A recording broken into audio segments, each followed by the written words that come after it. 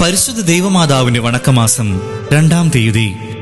ആദി മാതാപിതാക്കന്മാർ ചെയ്ത പാപം മൂലം മാനവരാശിക്ക് ലഭിച്ചിരുന്ന ദൈവിക ജീവൻ നഷ്ടപ്പെട്ടു.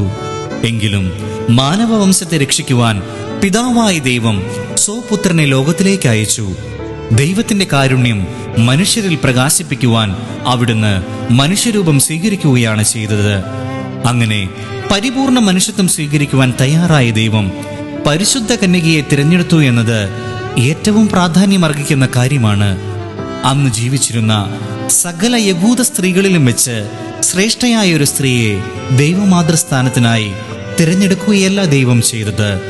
നിത്യകാലം മുതൽ മറിയത്തെ ദൈവം സ്വമാതാവായി തിരഞ്ഞെടുക്കുവാൻ നിശ്ചയിക്കുകയായിരുന്നു.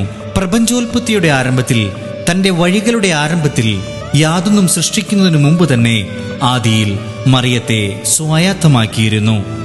പരിശുദ്ധ കന്യകയെ പോലെ നമ്മെ ഓരോരുത്തരെയും ദൈവം തിരഞ്ഞെടുത്തിട്ടുണ്ട്. ഇന്നത്തെ ലോകത്തിൽ ഒരു ദൗത്യം നമുക്ക് നിർവഹിക്കുവാനുണ്ട്. കുടുംബത്തിലും സമുദായത്തിലും രാഷ്ട്രത്തിലും നമ്മുടെ ദൗത്യ നിർവഹണം ആവശ്യമാണ്. ജപം.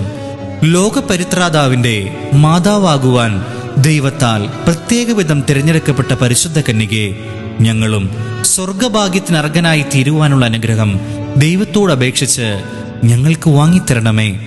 ഞങ്ങളുടെ ലോകജീവിതത്തിൽ അനേകം പ്രതിബന്ധങ്ങളും പ്രലോഭനങ്ങളും തരണം ചെയ്യേണ്ടിയിരിക്കുന്നു.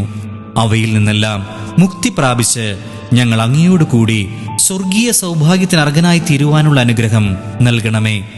ഞങ്ങൾ ബലഹീനരാണ്. അവിടുത്തെ മാധ്യസ്ഥം ഞങ്ങൾക്ക് പ്രത്യാശ നൽകുന്നുണ്ട്. നന്മ നിറഞ്ഞ അമ്മേ, നിന്റെ ശക്തിയാൽ സ്വർഗ സൗഭാഗ്യത്തിൽ എത്തിച്ചേരുന്നതുവരെയും ഞങ്ങളെ നിരന്തരം സഹായിക്കണമേ. സുഹൃത ജപം. ദൈവമാതാവായ കന്യകാമറിയമേ, ഞങ്ങൾക്കും നീ മാതാവാകണമേ. ദൈവമാതാവായ കന്യകാമറിയമേ, ഞങ്ങൾക്കും നീ മാതാവാകണമേ. ദൈവമാതാവായ കന്യകാമറിയമേ, ഞങ്ങൾക്കും നീ മാതാവാകണമേ.